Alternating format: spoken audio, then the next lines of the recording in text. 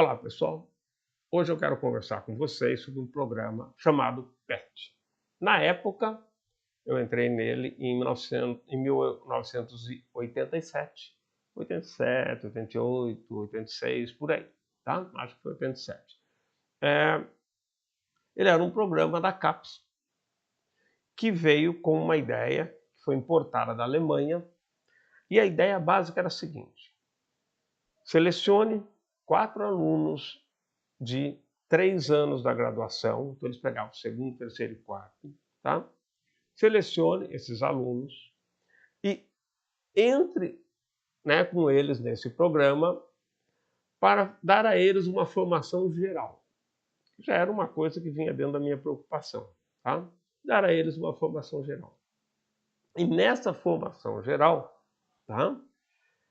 A ideia não é que eles simplesmente saiam, olha, você é bom, não sei o que lá. Não. A ideia é que eles tragam esses elementos, ou alguns desses elementos, para as salas de aula, ou para as aulas da sala de aula.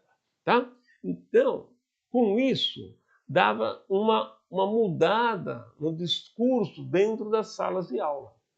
Tá? Então, você tem pessoas lá que estão sendo tutoriadas, eu era o tutor no caso, existia esse programa em outros lugares do Brasil, né?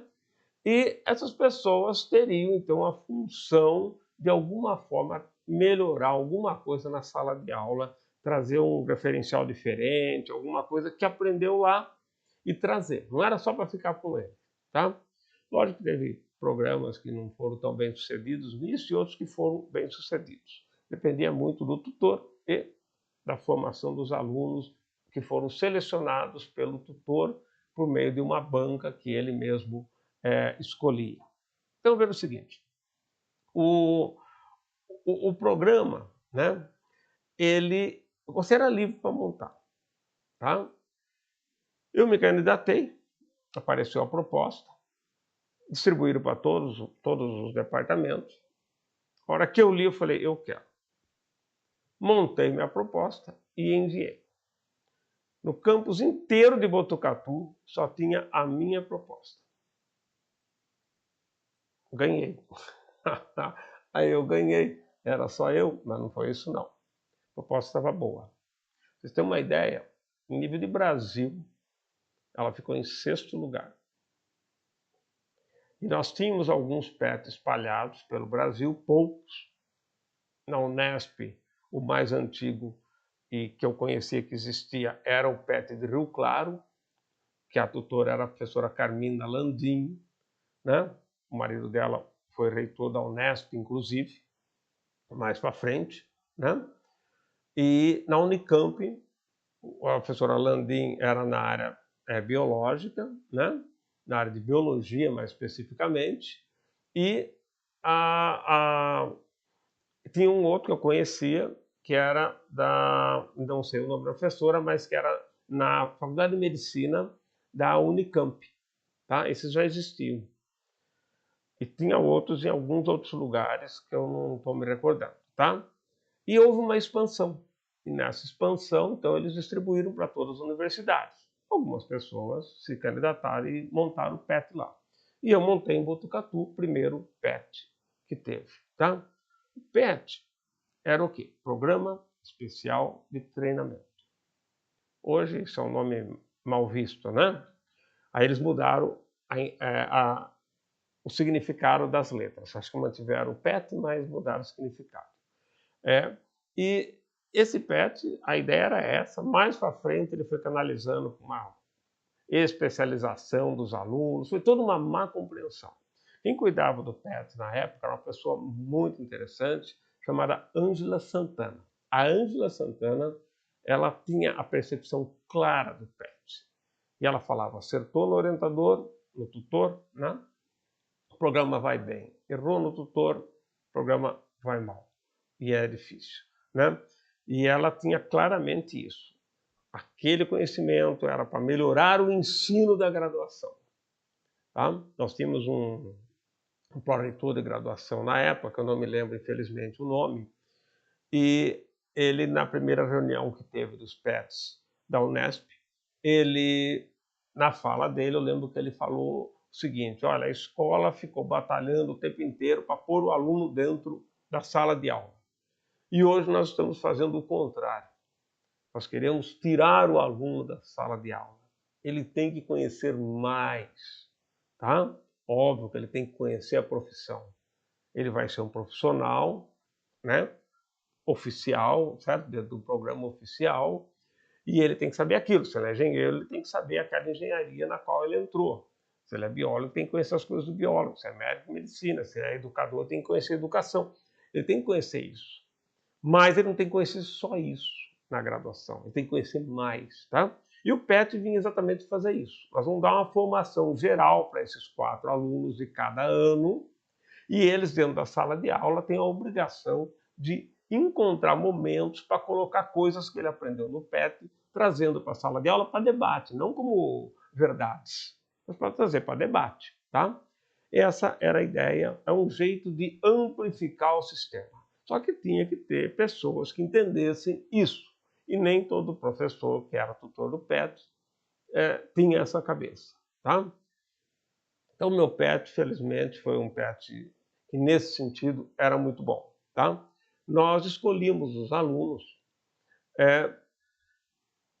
eu montava uma comissão com pessoas que eu achava que tinham uma cabeça aberta, né? Às vezes meu orientador estava presente, às vezes não, mas outras pessoas, né? Filósofos, isso, aquilo, né? O professor Alfredo ajudou bastante a gente, o professor Yuri da Botânica, outras pessoas, né, que tinham cabeça mais aberta e não aquela da ultra especialização, e elas tinham que entender quem eram as pessoas que deveriam ir para o PET. Não era nota. É lógico que o PET falava assim: o aluno não pode ter reprova. Ele não pode ter reprova. Então, se o aluno tivesse reprova, ele não podia entrar. E eu achava isso horrível. Tanto é que eu punha aluno com reprova, consegui, mantive aluno com reprova, justifiquei para a CAPES e deu certo, até um certo ponto. Quando não deu mais, eu pedi para sair. Tá? Porque não era nota. Se o programa de graduação estava precisando de um aporte, porque a formação não estava boa, agora eu vou usar o critério da nota da graduação para o aluno entrar no programa, não faz sentido, é ilógico. Então, esse item eu discordava, né? Mas aquela história de CAPES, né? Para ter uma nota de corte, não sei o que lá, papapá. Ok. Bom, eu sempre quebrava. O meu programa, que é de 12 alunos, ele chegou a ter 17 e 18 alunos, que eram os voluntários. Era voluntário. Ah, quero participar. Ó, você não entrou na coisa, mas você quer participar? Só que é o seguinte, eu vou tratar você como se você fosse um aluno do PET, não me importa se é voluntário ou bolsista. É para seguir as regras, ok? Ok. Então, nós tínhamos um grupo grande, né? Além daquele dos 12, embora 12 eram os bolsistas, tá? Mas eu tratava todos. Se é do PET, se é do PET, não importa. O resto é a burocracia da CAPES, tá? Então, eu fazia isso. Bom, no meu programa, que eu bolei, porque fui sozinho mesmo, né? E eu coloquei 9 áreas. 9 áreas do conhecimento que o aluno teria que passar a cada semestre. Então, se ele vai ficar 3 anos, ele vai passar por 6 vezes em cada uma dessas áreas. Passava mais até, mais, mas no mínimo uma vez por semestre, tá? Eu não lembro das 9 áreas, mas eu vou falar 7 delas. Uma delas era filosofia da ciência. A outra, educação. A outra, técnicas na especialização. Tinha que aprender técnica de alguma especialidade. Vai para os laboratórios, vai lá para aprender, vai para os grupos de estudo, vai aprender, precisa disso, tá? Ok. Atividades culturais. A pessoa tem que entender que tem mais coisa no mundo, né? Porque imagina, naquela época, né, quantos anos atrás, 20, 30 anos mais ou menos, 40, quase 40 anos, né? Nessa época, era tudo mais difícil, não era todo mundo que tinha carro, tinha tudo que se locomover por ônibus. Então, tinha gente até que nunca tinha ido para a cidade de São Paulo, a maior cidade do Brasil, tá? Então, coisas assim. Então, nós levávamos essas pessoas para alguns lugares, na própria cidade de Botucatu, íamos visitar museu, íamos visitar biblioteca, né? íamos conhecer as coisas, até pontos turísticos de Botucatu, né, para saber que existe, por que ele é turístico, entender a história da cidade, e em outros lugares também, em outros lugares, tá? Ia para teatro em São Paulo, tinha que ser, né? Ia ver, fomos até ver zoológico em São Paulo, por quê? Mas cada lugar que você ia, tinha uma reflexão sobre aquilo, uma discussão sobre aquilo. Por exemplo, no zoológico, como é que é o zoológico do ponto de vista do animal? Como é que é o zoológico do ponto de vista do visitante? Como é que é o zoológico do ponto de vista de quem está organizando o zoológico? Os propósitos, né?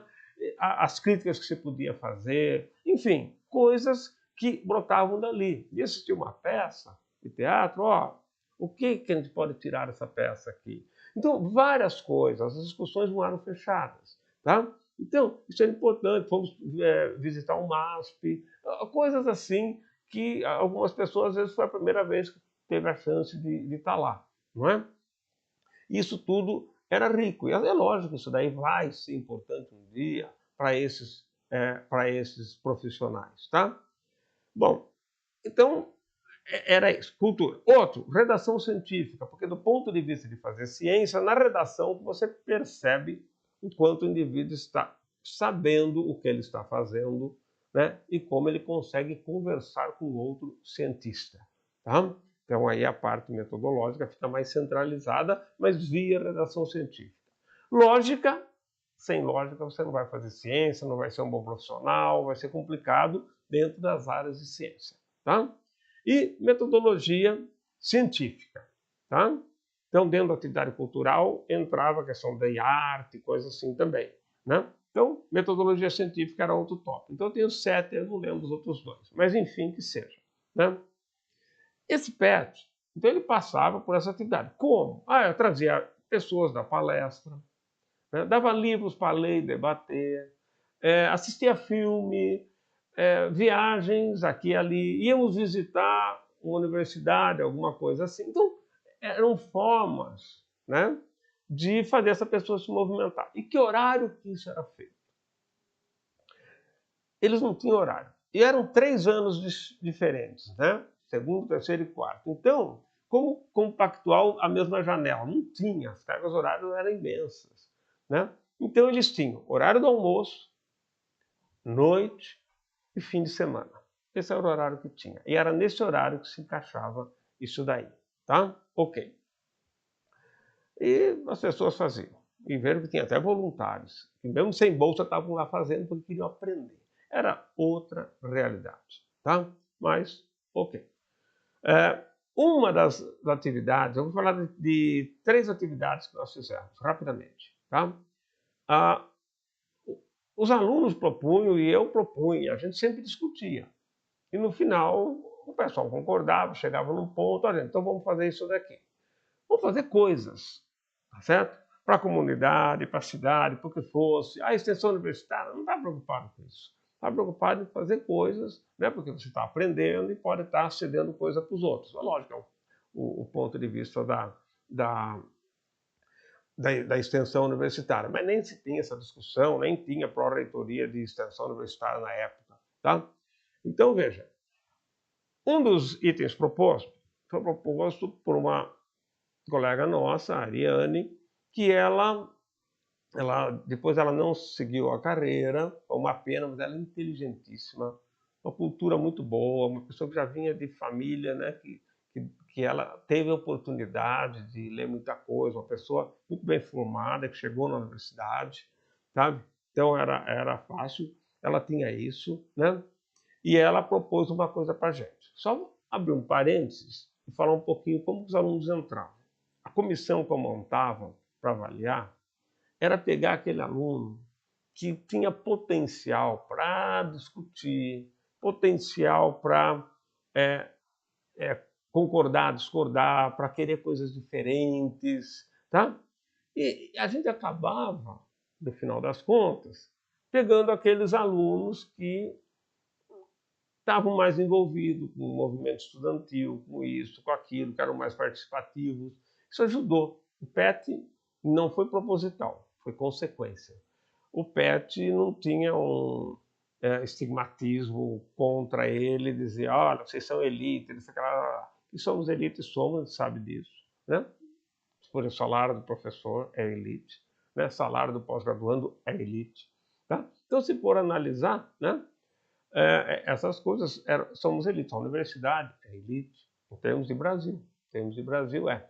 Então, quando nós analisamos essas coisas, então a gente via que tinha um grupo que queria, mas as pessoas tinham que ser, eu diria assim, meio desbirolado, tá? Eram os melhores, Aquele certinho era difícil se encaixar, tá? Porque o PET tinha uma proposta realmente diferente, né?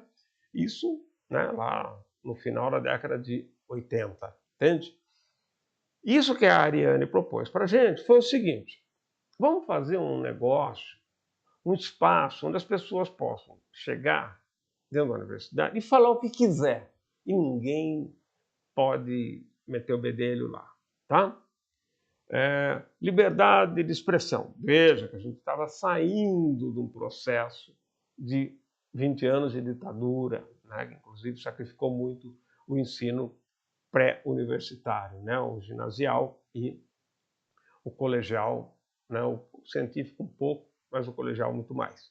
Então, e por que ela propôs isso? Ela morava em Curitiba.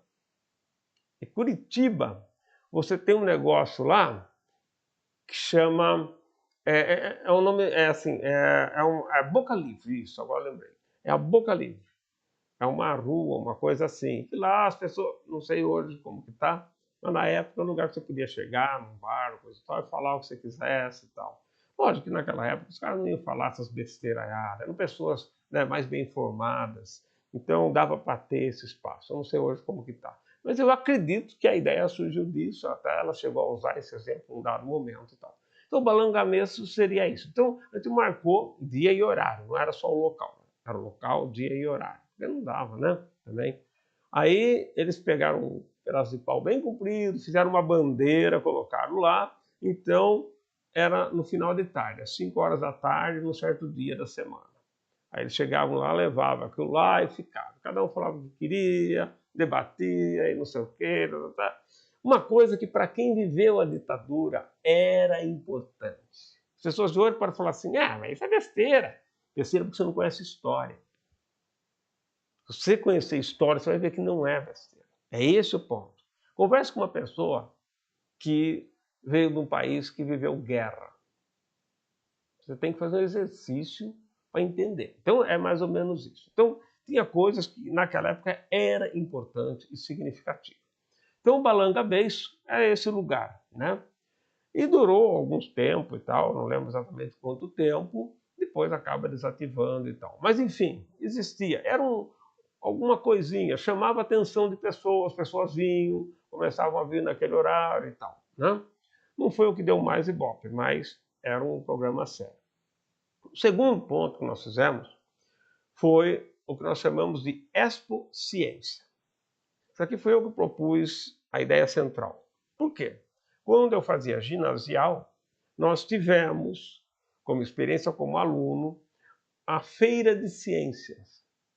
E a Feira de Ciência era a produção do trabalho dos alunos. Os alunos produziam e iam expor, e a comunidade vinha assistir. Isso era feito numa quadra de poliesportiva, né, fechada, que existia em frente à escola que a gente estava. E era um tênis clube, né, o Botucatu Tênis Clube, e era feito lá, era uma vez por ano, se eu não me engano, a cada 2 anos, não lembro, e os alunos faziam os trabalhos e expunham. E a ideia era essa, tá? Só que nós, por que eu coloquei Expo Ciência? Porque nós não íamos fazer os alunos fazer. Nós íamos fazer os departamentos exporem as coisas que eles faziam, tá? Exporem. Então era uma exposição do que era feito na Unesp. Isso foi provavelmente em 1990 ou 91. Ok. Esse tipo de proposta ele foi discutido, amadurecido, uma série de coisas, montamos. Nós conseguimos 8 departamentos do IB, né, na época IBBMA. tá? Nós conseguimos, acho que 8 departamentos. Conseguimos umas barraquinhas da prefeitura. Nós não montamos no BTC, no Botucatu, nós montamos na Associação Atlética Botucatuense, que é um outro clube mais amplo que existe aqui em Botucatu, né? Mesmo porque, na época, o BTC ele tinha várias ideias extremamente racistas, né? E a gente não concordava, não tinha como conciliar as coisas. Então fomos lá para a Associação Atlética Botucatuense, que era um mais popular. Bom, nós montamos, nós, os alunos, não contamos com a ajuda de quase nada, conseguimos apoio institucional, mas assim, eram coisinhas, tá? Um ônibus para levar não sei o que um dia lá, tá? E marcamos isso daí para 3 dias, foi numa sexta-feira, num sábado e num domingo, ok? E fizemos a tal da exposição. Eu lembro que quando eu saí de casa, morava do outro lado da cidade, quando eu saí de casa, de manhãzinho, umas 7 e pouco da manhã, 7h30, se eu não me engano, comecei a subir uma avenida que ela vai longa e chega lá nesse clube, né, na nossa exposição. Eu achei estranho que as calçadas estavam cheias de alunos, andando em fila. Uma aqui, uma turma aqui, outra lá. Que estranho, né? E tal. E fui embora. Quando eu cheguei na frente do clube, estava assim de gente, polícia militar, estava tudo lá. Ninguém achou que ia ser um negócio assim, né? Porque nós avisamos todas as escolas. Mas será que vai, né? Olha a ingenuidade, olha a ingenuidade. Eu nunca fui bom de organizar as coisas. Aí já tinha o posto ordem no barraco e tal, daí eu cheguei, quem é o coordenador? Sou eu e tal, não sei o que lá, estava no começo de carreira, estava o quê? 91, fazia 10 anos que eu estava como professor, né? Então, e fui contratado cedo, não fui contratado com 30 e poucos anos, né? Fui contratado acho que com 26 anos, 24 anos, por aí. Então, o que acontece? Chega lá, fez. E foi um sucesso. Na época, a cidade era menor, né? Passaram por ali pelo menos umas 5.000 pessoas, porque a gente punha um livro para elas irem assinando por dia e tal. E ficar. E tivemos ainda o azar que num dia caiu um temporal, que entrou água dentro, mas um temporal violento, aquele que você não via fazia tempo. E deu problema, e daí chama. Os ônibus da Unesp não podiam vir socorrer porque a estrada ficou interrompida, não tinha como vir. E eu ligando, e cheio de criança, aquele negócio lotado. Alunos do primeiro ano, segundo, terceiro, quarto, quinto, sexto, sabe assim? Foi um sufoco que eu passei. Ficava lá no fim, para pôr dentro do ônibus, eu tinha que ficar pegando a criança aqui, carregando e pondo lá para pular a água que estava aqui, a correnteza. Foi uma loucura, mas não tem problema. Deu certo no final das contas, foi uma experiência grande, legal, fizemos, foi bacana. No segundo ano, repetimos o programa, mas aí não teve graça. Porque aí a escola viu que deu ibope, ganhamos tudo que era apoio. Aí, para montar as barracas, não fomos nós. Veio o pessoal da Unesp e montou. Tá, foi bom de um lado, para montar um palco lá que a gente fez, que punha as coisas em cima, um palco grande, a Unesp veio e montou. A prefeitura deu isso, trouxe. E a conversa com os alunos foi a seguinte: perdeu um pouco a graça, porque o gostoso foi a gente fazer do nada. E era esse o desafio, né? Outros ficou muito fácil. Foi bem mais estruturado, tinha mais barracas, evidentemente, o pessoal resolveu entrar, não sei o que lá. No terceiro ano, nós recebemos uma proposta da diretoria do Instituto para que nós fizéssemos lá no Instituto. Para quem não conhece Botucatu, né, a Unesp Botucatu, o campus, tá? É um campus que fica afastado da cidade, mais ou menos uns 5 quilômetros de distância, tá? E o ônibus era aquela coisa, né? Mais faltava do que tinha. As pessoas andavam muito de carona, pedindo carona na estrada, e ia, voltava e tal, mas era complicado. E era longe, tá? Era longe. Tá? Então, o que ficava no campus de Rubião Júnior, onde fica a faculdade de medicina e várias coisas. O campus do Lajeado ainda era bem mais incipiente nessa época. Bom, a proposta era a gente fazer lá. Eles falaram: olha, a gente pode contratar uma lona de circo, a gente monta aqui em frente à biblioteca, não sei o que lá, não sei o que lá. A gente discutiu no grupo e a gente optou por não fazer. Por quê? A argumentação foi o seguinte, olha, o que vai acontecer? Os alunos das escolas mais pobres, os alunos mais pobres, eles não vão ter facilidade para vir até aqui. Lá na associação onde a gente montou, isso estava mais disponível. Disponível porque ele podia ir a pé, certo? Andar a pé era fácil. Ah, tem que atravessar a cidade, mas atravessa. Agora, ir até lá, igual pegar uma estrada, andar do lado dela e tal, era mais complicado.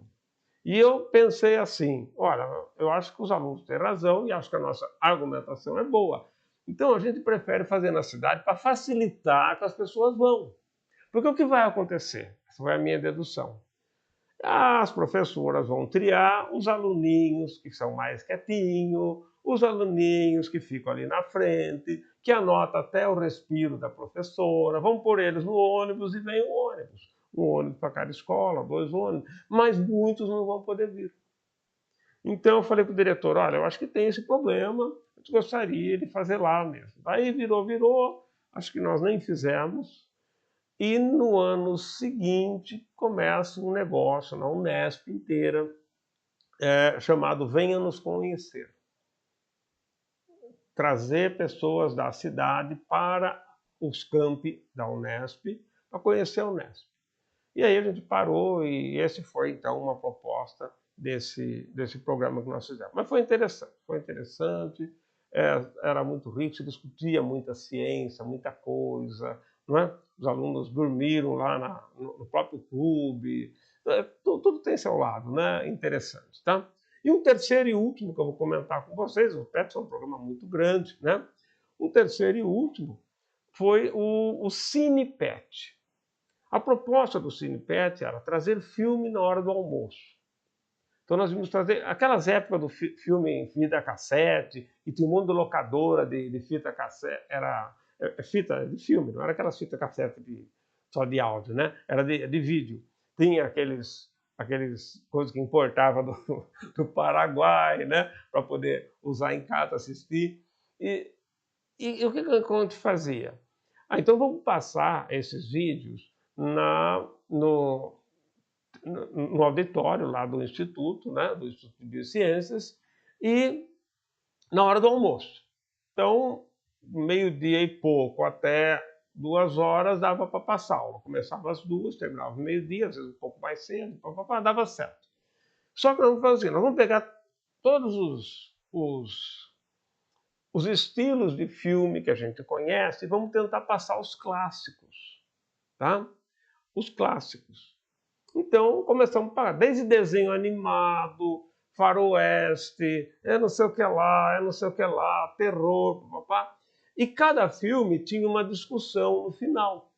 Porque o objetivo não era só passar o filme, era passar o filme e uma reflexão sobre o filme no final, com quem quisesse ali discutir. E começamos a passar. E um dos tipos de filme eram filmes ligados a sexo. Tá? E o clássico, na época, o mais famoso na época, chamava Império dos Sentidos. E nós falamos, aí o grupo falou, não, você tem que levar esse filme. Ah, nós vamos numa universidade, vamos levar esse filme. E nós estávamos saindo do ambiente de censura e entrando num ambiente de busca de liberdade.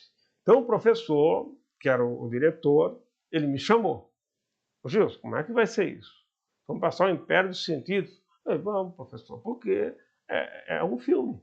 É clássico dentro do estilo dele, né? E nós estamos numa universidade, tá? Veja como a universidade mudou, hein? Veja. Ele não podia falar não, ele concordou também, tá? Olha, nós temos que tomar um pouco de cuidado. Eu falei, não, tudo bem, mas o que eu posso fazer? Tem que passar o filme, né? Naquela época, falar que está censurando era crime, tinha acabado de sair da ditadura. Hoje as pessoas aplaudem censura, né? Mas naquela época não, naquela época estava entrando num outro mundo, ok? Passamos o filme. Bom, foi o maior número de pessoas. Lotou o auditório para 100 e poucas pessoas, lotou o auditório, E tinha gente até do lado de fora, olhando por um pedacinho, isso, tal. Isso na hora do almoço, tá? Então o pessoal nem foi almoçar, tá vendo como muitas vezes o sexo passa por cima da fome de alimento? Então, ok. E assistiu. E você ficava, eu lembro que eu estava lá cuidando de tudo, eu ficava mais fora do que dentro e tal. E eu ficava lá fora, eu ficava ouvindo aqueles sons, né? Vocês já imaginam que som que deve ser, né? Que ficava ali fora, né? Das cenas de sexo que tinha, porque é uma série de coisas, mas assim, mas tinha um cunho lá dentro, né? Que se discutiu. Já não lembro nem os detalhes do filme, né? Mas porque isso foi há muito tempo. Então veja, fizemos isso também, tivemos a liberdade de fazer, foi importante para a comunidade. Puxa, fizemos, conseguimos fazer. A gente não fazia, se fosse há 3, 4 anos atrás, não faria de jeito nenhum isso, era impossível, né? Então, coisas assim. E por quê? Para trazer para as pessoas, para quebrar com certos preconceitos, com certas coisas, né? Isso lá atrás já estava, isso fervilhava, tá? Isso foi muito bom. Então, gente, essas foram algumas das experiências com o PET, não vou falar mais, porque já estou falando demais, mas eu quero mostrar uma coisa para vocês. Quando a proposta do PET chegou no campus, tá? A proposta que eu fiz, ela concorreu sozinha, tá? E ganhou não porque eu estava concorrendo sozinha, ela era boa, porque ela ganhou, não lembro se eu já comentei com vocês aqui ou não, mas ela ganhou, ela ficou entre as 6 melhores do Brasil. Eu lembro que a Angela Santana, quando ela veio visitar o Nestor, ela até que me procurou, quero conhecer o professor Gilson. Olha, a proposta dele foi muito boa, porque eu já tinha uma formação diferenciada por causa do meu orientador, professor Oshino. Então, e isso era muito novidade na época. Hoje talvez não seja, mas na época era. Então era uma coisa mais de vanguarda. E ótimo, que ótimo para a universidade, ótimo para os alunos que participaram. Isso foi muito bom, tá? E quando eu propus e fui o único, ok. Conforme foi passando um ano, 2 anos, o pessoal foi vendo que era uma coisa interessante. Aí começam as questões políticas para tentar pegar aquilo que eles não quiseram e que agora era eu que estava sendo tutor. Mas a CAPES era bem forte nesse ponto e eu também não era bobo, né? Tinha cara de bobo, mas não era bobo. Pelo menos não era bobo de tudo. E, lógico, não conseguiram. E os alunos também se movimentavam ajudando a fortalecer isso daí. Mas eu tive professora que queriam aquilo de qualquer jeito. Chegavam assim, e eu dava espaço. Né? Eu sabia, mas às vezes chamavam, vamos chamar tal professor para discutir com você. Então, gente, vamos discutir, eu volto mais no final para participar da reunião final, tá? E deixa a professora falar aí e tal. Falava e tal. E teve professora que chegou até a explicar para os alunos como que fazia para trocar de tutor. Nessa, uma aluna levantou e foi me chamar. Gilson, vai lá, que ela já está dizendo até como que faz, ela está assim. Eu fui, entrei na reunião, aí lógico, o papo mudou e tal, né? E falamos. Mas você percebe, as pessoas não conseguem perceber a coisa boa agora. A hora que a coisa se mostra boa, eu também quero. Passou a vez, passou a bola, dançou. Tá? O dia que tiver uma vaga, você entra. As pessoas, aí o que acontece? Vai tentar mexer pauzinho, mas nunca conseguiu. Eu saí do PET quando eu quis sair. Porque o PET tinha aquela regra, né? Não pode ser reprovado. Tá bom. E os meus alunos eram reprovados às vezes. E daí, principalmente com disciplinas específicas, eu falava, não significa nada, ele não vai perder ano, nada disso, só foi reprovado, e daí? Qual o galho? Reprova faz parte do processo, né? Ele vai aprender melhor, talvez até melhor que os outros que passaram na primeira vez. E eu sempre justificava para a CAPES. Aí teve um ano que a CAPES não aceitou, acho que tinha umas 4 reprovas lá, não aceitou. Eu mandei uma carta para a CAPES, bem incisiva, dizendo o seguinte, olha, eu tenho várias reprovas no meu histórico escolar, não perdi nenhum ano, mas tive várias reprovas. E sou tutor do PET, e de um PET bem conceituado. Isso né? Esse foi um argumento. O outro argumento foi o seguinte: olha, aquele que eu já comentei, quer dizer, se a graduação está ruim e a gente faz um programa para melhorar, agora vocês vão usar um critério da graduação para evitar que o indivíduo, né, que bloqueia o indivíduo de entrar nesse programa que é alternativo, não faz sentido. Falei, mas não teve jeito. Eles mantiveram, então eu estou saindo, né, como tutor disso daqui. E aí, uma amiga minha assumiu e fez também uma boa proposta posteriormente. Hoje eu não sei mais em que pé que está isso, se existe ainda ou não existe. Acho que existe, mas enfim, aí é outra história, tá? Então foi essa meu breve resuminho da questão do PET, que é uma vida longa ali dentro, né? E só para a gente refletir sobre a universidade, sobre formação de pessoas, que eu acho que essas coisas são realmente muito importantes, tá?